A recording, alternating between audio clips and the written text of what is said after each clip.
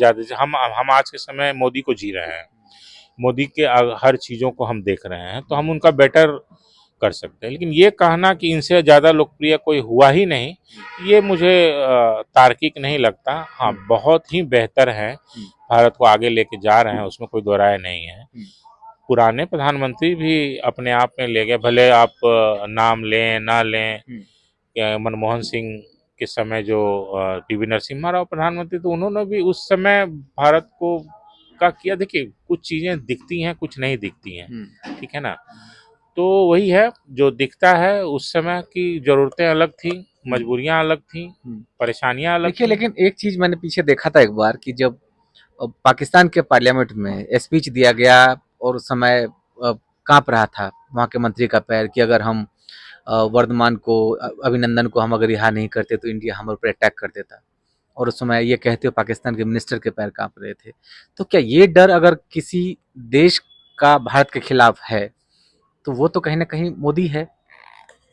देखिए, अगर आप पाकिस्तान के साथ संबंधों की बात करें, तो पाकिस्तान वो मुल्क है जो हमसे 3-3, 4-4 बार हार चुका है। एक हारा हुआ मुल्क और इतने दबंग प्रधानमंत्री के सामने थर्राएगा तो नहीं तो क्या करेगा।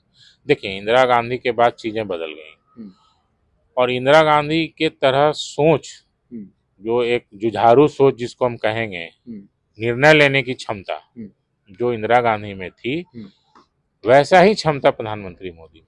तो अटल जी में नहीं है? अटल जी के समय करगिल में जब देखिए, करगिल का युद्ध एक तरह से थोपा गया था हमारे ऊपर। थोपा गया था, और एक तरह से वो अतिक्रमण था। हम लोगों ने कोई पाकिस्तान के साथ उनके सीमा में घुस के कोई युद्ध नहीं किया, हमने अपना सीमा खाली कराया। हमारे में लोग घुस आए थे, हमने उनको हटाया। एक तरह से युद्ध के कैटेगरी में उसको वैसे भी इंटरनेशनल कम्युनिटी में माना नहीं जाता हमारे हिसाब से। हमने आक्रमणकारियों को बस अपने जगह से हटाया, हमने अपने आप को बचाव के लिए किया। हमने अपना बचाव किया, हमने लेकिन अपनी ऐसा जमीन नहीं हुआ। वापस। जैसे संसद पर हमला हुआ अटल जी के समय, हम ये कहते रहे कि हम जवाब देंगे, कुछ नहीं किया। दूसरा, मुंबई अटैक हुआ मनमोहन सिंह की सरकार के दौरान, हम ये कहते रहे जवाब देंगे, कुछ नहीं दिया। लेकिन जब पुलवामा अटैक हुआ तो बालाकोट स्ट्राइक भी इंडिया की तरफ से किया गया था। तो ये कहा जाता है कि एक वो भारत है जो अब एग्रेसिव भारत है, जो अब मौके पे अपना हिसाब किताब चुकाना जानता है।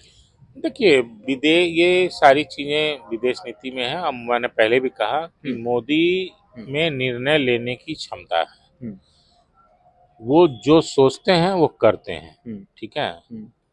उन पे किसी का कोई दबाव नहीं है, बहुत ज्यादा आगे पीछे का वो भी नहीं सोचते हैं, और एयर स्ट्राइक इसी का एक